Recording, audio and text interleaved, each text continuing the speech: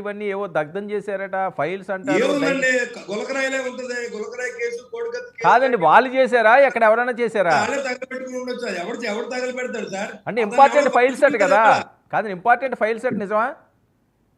ఏం అయి ఉండొచ్చు. మనం ఏం చెప్తాం? తగలబెట్టినోడు తెలియాలి, ఎవడున్నాడో అలా తెలియాలి. మనకి ఏం తెలుస్తుంది దాంట్లో? ఇంకొకడు ప్రతిపక్షాల సంబంధం ఎవరు తట్టుకుంటే ఓకే. ఇప్పుడు ప్రతిపక్షాలు ఏంటి సంబంధం?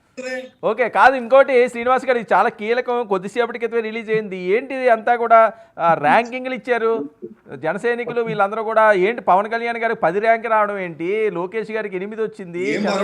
ఏ ర్యాంక్ ఉన్నా ప్రజలకి పరిపాలన అందించాలి, ప్రభుత్వ పథకాలు నిజాయితీగా అందించాలి, నిజాయితీ అయిన పరిపాలన జరగాలనేది ప్రభుత్వ ఉద్దేశంతో ఎప్పుడుగా ఇంటెలిజెన్స్ తెలుసుకున్న దాంట్లో ఆయన పనితీరును ఆయన చెప్పొచ్చు. దానికి మీరు ర్యాంకింగ్లు ఒకటే రావాలని ఏమన్నా పవన్ కళ్యాణ్ గారికి ఎందుకు ఇవ్వాలి ఒకటో ర్యాంకు?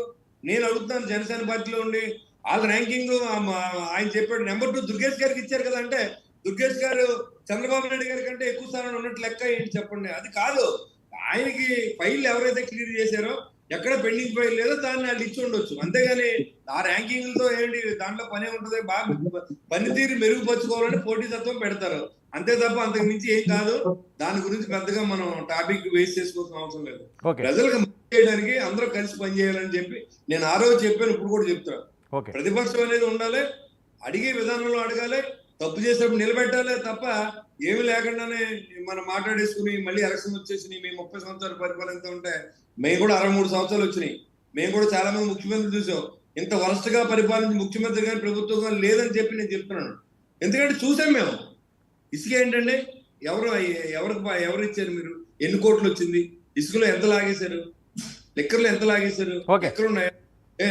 ఈ పెద్దిరెడ్డి రామచంద్రారెడ్డి గారికి ఏమి ఇచ్చారు? దాంట్లో మిథున్ రెడ్డి గారు లెక్కర్ ఎలా కాదండి. ఇప్పుడు వాళ్ళు ఏమైనా తప్పులు చేసి నిజంగా ఎవిడెన్స్ మీ దగ్గర ఉంటే కేసులు పెట్టండి, అరెస్టులు చేయండి, ఎవరు వద్దన్నారు? మీరే పాలిస్తారు కదా. అది పెడతారు దాన్ని. ఇప్పుడు అది పెడితేనేమో రెడ్ బుక్ అంటున్నారు. అయ్యే పెడతారు. ఇప్పుడు పేరు నాని గారు దొంగతనం చేసిన బియ్యం కానీ ఇవన్నీ అయ్యే పెడతారు.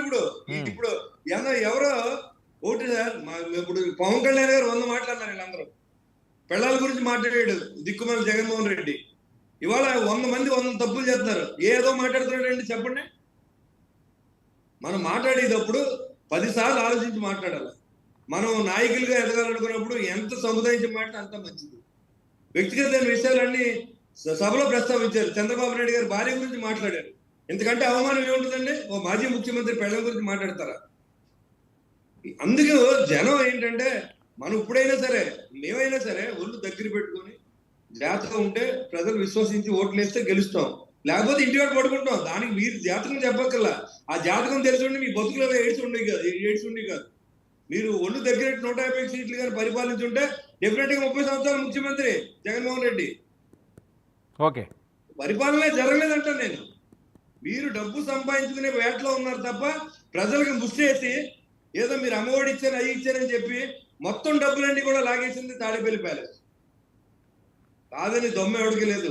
లెక్కర్లో డబ్బు అయిపోయింది. ఒక్కడు సప్లై చేస్తాడా? ముష్టి బ్రాండ్లు సప్లై చేసి ప్రాణాలు పోగొట్టుకున్న కొన్ని వేల మంది. ఆ ఉసురులను ఎక్కడికి వెళ్తే కర్మ ఎవరిని వస్తుందో ఆ కర్మతోనే జగన్మోహన్ రెడ్డి పతనం స్టార్ట్ అయింది. ఇంక ఈ పతనం